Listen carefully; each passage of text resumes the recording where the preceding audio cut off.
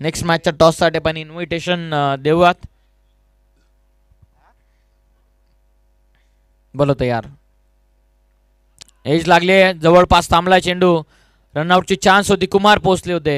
Single या बॉलवरती मिळते. Next मॅचच्या टॉससाठी आपण इन्व्हाइट करूयात आगरी धमाका बडवळ आणि त्यांच्या विपक्षामध्ये